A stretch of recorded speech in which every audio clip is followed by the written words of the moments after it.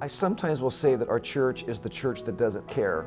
But by that, what I mean is that we don't really care what happened in your yesterdays. I mean, maybe in your yesterdays you were a gang member, and the Lord's response to that, well, those who hunger and thirst, those are the ones that are going to receive something. Those that know they need help are the ones that are going to receive it. My father passed away when I was 15 or 16. When that happened, I just lost it, and all I had was like my friends and everybody out in the streets. When we would come home, that's all I seen was a bunch of gang members in my front yard and everything. So that's who I really looked up to. Those were my role models.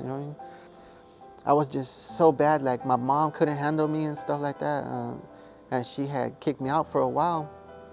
She told me, if you love the street so much, if you love your friends so much, you go be with them. I can't handle you. So I knew of a party that my friend was having. I seen my friend driving by.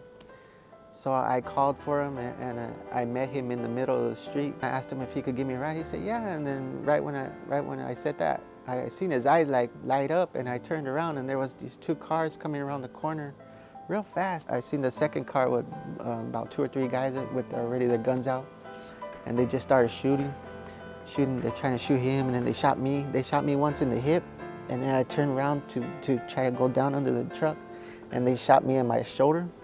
And after that happened, I just went on the floor, and I tried to get up to run, and I couldn't move my lower part of my body. I was just laying there bleeding, and that's when I was just praying to God if he could let me live, because I just had my daughter, Right away they told my mom, they told her, oh yeah, your son, he's never gonna walk again. I was just so messed up in the head. I was just so depressed from being in my situation, from being in the wheelchair, but instead of thinking positive, I was just always thinking negative about it. Why do I have to be like this? Why doesn't God help me? I was mad at God. Like one night I took off in my friend's car, and I was so messed up. I didn't even know what I was doing. Like half the night I don't even remember.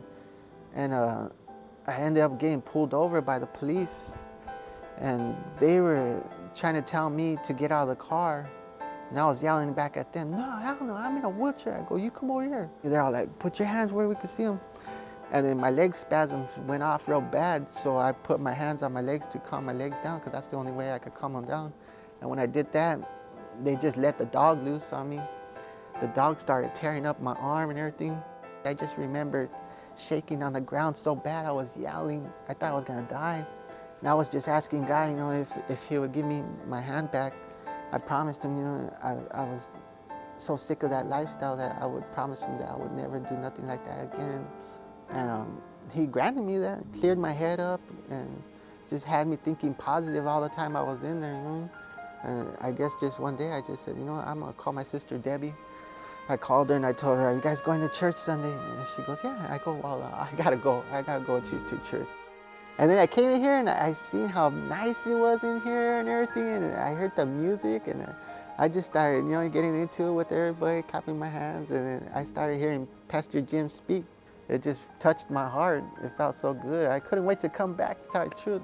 I seen a couple of people get baptized, and I was thinking, I wonder if I could get in there, put some water on my head or anything, because I want to get baptized, Greg being baptized here actually ended up encouraging others to be baptized. There were a few people, for example, that were afraid of water or afraid of being in front of a crowd. That morning I woke up and my legs were just real calm, and I was just, the Holy Spirit was just filled in my heart. I woke up with a smile, and I was just so thankful, for this day. I thought it was going to be a real struggle, because they had to take me up 2 flights of stairs to get to the pool, and I was all like, oh man, I don't know how they're gonna do this and everything. And they're all like, don't even worry about it. We got you. You don't have to worry about nothing. We'll take care of everything. I just put it in God's hands, and it went so smooth.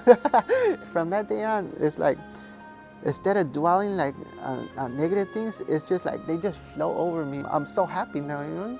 I had given up, but he brought me back. He's not done with me yet. He has things to do with me. It's such a blessing.